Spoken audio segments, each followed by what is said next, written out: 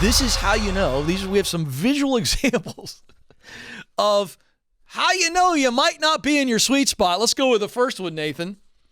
This has to be, what would you call this, Madison? This is probably somebody at the TV station that's a lower thirds producer. Nathan, I mean, is that who this would be, this person? Yeah, it's like the Nathan of the TV station. It's like the Nathan of the TV station. And so there it is. Let's put that on the screen.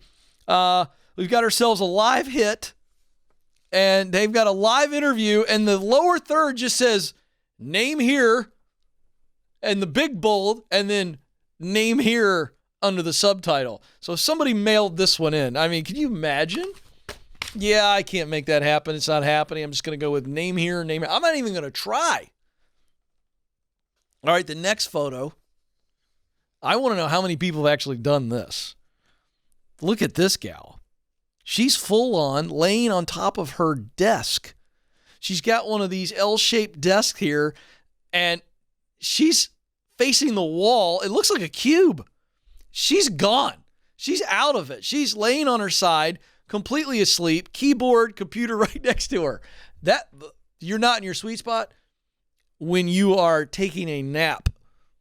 Not like in your car at lunch. She's in the cube. She's given up. Does not care. This next one is fabulous. I'm not sure what's going on with the two ladies leaning over this one woman's cube here. They don't seem to be very engaged either. Oh, wait a second. I figured it out. This is a customer service kiosk. Okay. Sorry, I'm a little slow on the draw. Probably should look at my notes. Here we are is basically the equivalent of a doctor's office check-in window or the DMV. And two ladies are there, and there is a lady that is serving them sitting down, and she's not even looking at anything remotely to them. She's playing solitaire. And look how long the line is behind her. Huge line of people that don't want to be there, but they have to be there. And it's already miserable, and this woman's playing solitaire. I'll get to you guys in a minute. She's the poster child for not being in her sweet spot. I think that's a great point. Boy, this is great. This next image says it all. Some genius or somebody who just doesn't care, it's probably the latter, has stacked a ton of boxes on top of each other, and each box says, "Do not stack!" Okay. See, I don't know if this is a talent issue or a passion issue. I'm going to say passion. It's possible, though, that it's a talent issue. They didn't even look. They don't even know how to read directions. Do not stack, and you stack. Now, I do want to, you know what? I do feel the need to confess something as a husband. Okay? Been married almost 23 years. This could be something. It feels like something Stacy might tell me not to do. Nathan, you're laughing. Joe, you're laughing. The husbands are laughing.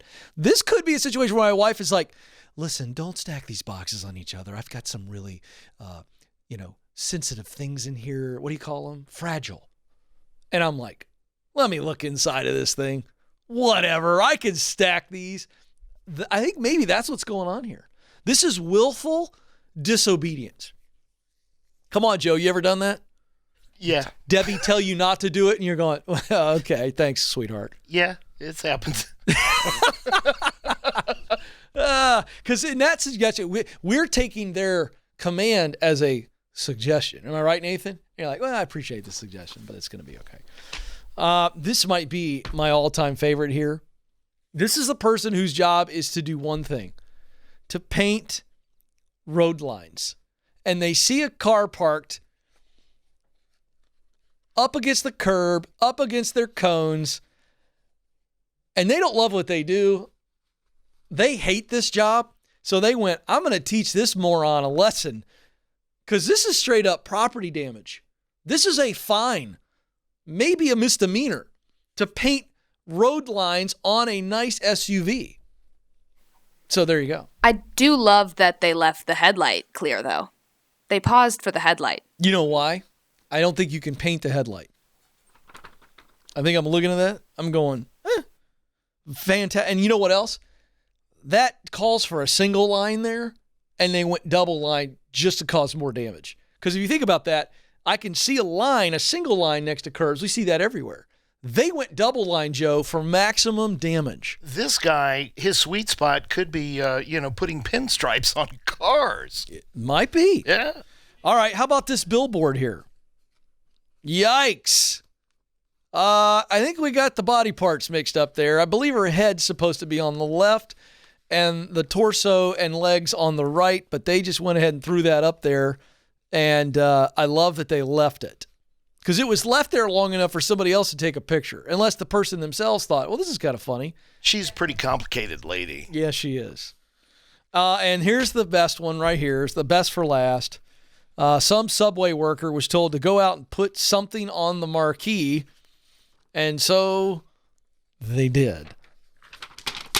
My boss told me to put something on the sign, so I'm going to go with that. That is a sign, literally, that you are not in your sweet spot. Wow. Fun stuff.